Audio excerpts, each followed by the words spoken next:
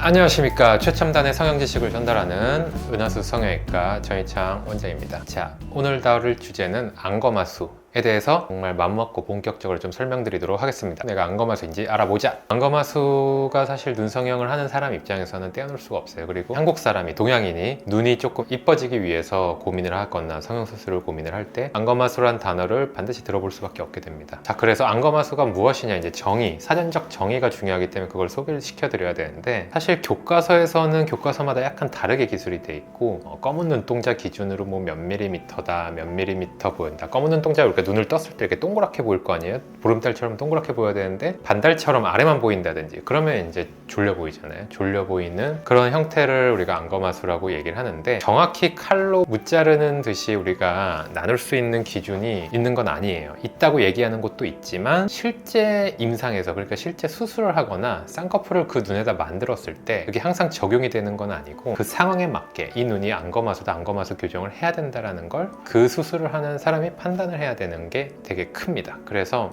환자 사례를 보고 좀 얘기를 드리겠습니다. 일단 지금 여기 있는 환자분은 이쪽이 오른쪽 눈이고 이쪽이 왼쪽 눈인데, 검은 눈동자의 차이를 봅시다. 검은 눈동자, 자, 왼쪽 눈은 검은 눈동자가 거의 이렇게 보름달이 거의 위에만, 안 보이는 부분이 거의 없죠. 안 보이는 부분이 위에만 살짝 가려지고 거의 다 보이는데, 여기는 이만큼이 가려져 있어요. 이거를 이제 얼만큼 보인다라는 걸 얘기하는 거는 여러 가지 방법이 있어요. 뭐 여기서부터 여기까지 몇 미리가 보인다, 뭐 2, 3mm가 보인다, 여기 5mm가 보인다, 그렇게 얘기할 수도 있고, 아니 뭐 검은 눈동자 이렇게 있다고 가정할 때 얘는 한 6, 70% 보인다, 얘는 한 90% 보인다, 뭐 이렇게 얘기할 수도 있고, 어쨌든 대략적으로 정지 상황에서의 정도 차이를 얘기하는 거기 때문에 그 차이가 있는 거죠. 그런데 이제 오른쪽 눈은 일단 결론부터 얘기하면 우리가 안검하수라고 진단을 할 수 있는데, 이 정도 눈동자가 보이면 그러면 어떤 사람 눈에서는 다 안검하수냐? 그런 건 또 아니기 때문에 그 기준이 무조건 어느 상황에서든 일률적으로 적용할 수 있다고는 할 수 없다고 제가 얘기를 드리는 거죠. 하지만 이분의 눈에서는 이 오른쪽 눈의 이 정도와 눈 뜨는 힘은 안검하수라고 우리가 진단할 수 있습니다. 그 정황을 여러 가지를 포함해서 얘기를 해야 되는데, 눈썹이 일단 올라가 있죠. 이쪽 눈썹에 비해서 이쪽 눈썹이 올라가 있고, 여기는 쌍꺼풀이 명확하게 잡혀 있는데 여기는 여러 가지 균일하지 않은 겹주름들이 잡혀 있고, 그 다음에 검은 눈동자가 이쪽에 비해서 확연하게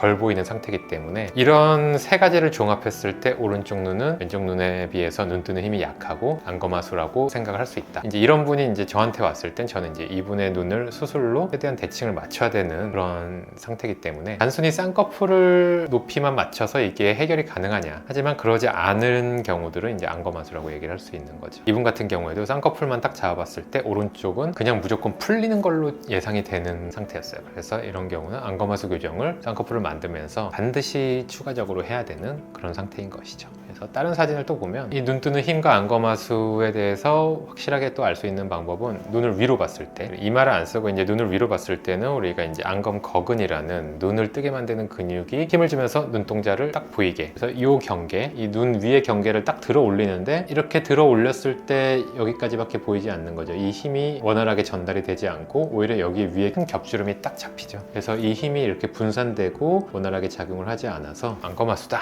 라고 우리가 얘기를 할 수 있는 거고, 결국은 수술로서 교정을 해야지 양쪽 눈의 밸런스와 대칭을 잘 잡을 수가 있겠습니다. 교정 후의 사진을 이제 보면은 검은 눈동자가 완벽하게 맞춰지진 않았지만 어느 정도 쌍꺼풀의 밸런스와 눈썹 위치와 전체적인 느낌으로 볼 때 이 정도까지 이제 맞춘 거죠. 완전히 여기까지 맞추게 되면은 그 자체도 너무 과교정이 되기 때문에 타협점을 좀 찾게 됩니다, 보통. 그래서 힘을 잘 받는 정도, 쌍꺼풀이 유지가 되는 정도, 동공의 차이가 줄어드는 정도를 종합적으로 판단을 해서 양쪽 눈의 대칭, 밸런스를 맞추게 됩니다. 내가 안검하수인지 아닌지 판단할 때 가장 기본적으로 보게 되는 거는 결국 검은 눈동자가 얼마나 보이냐, 이 검은 눈동자의 노출 정도이다 라고 이해하시면 되는데, 가성 안검하수라는 것도 있어요. 이게 뭐냐, 가짜 안검하수인데, 검은 눈동자는 실제로 많이 보이는데 눈꺼풀이 이렇게 추가적으로 가려진 거죠. 속눈썹이 나는 이 경계는 검은 눈동자를 다 보이게 되는데, 이 위로 만약에 피부가 내려오면 가짜 안검하수라고 그래요. 제가 약간 그런 타입인데, 이렇게 피부가 가리기 때문에 눈동자는 졸려 보이지만 실제로 이 눈꺼풀이 피부가 이렇게 없다고 가정하면 눈동자가 많이 보이는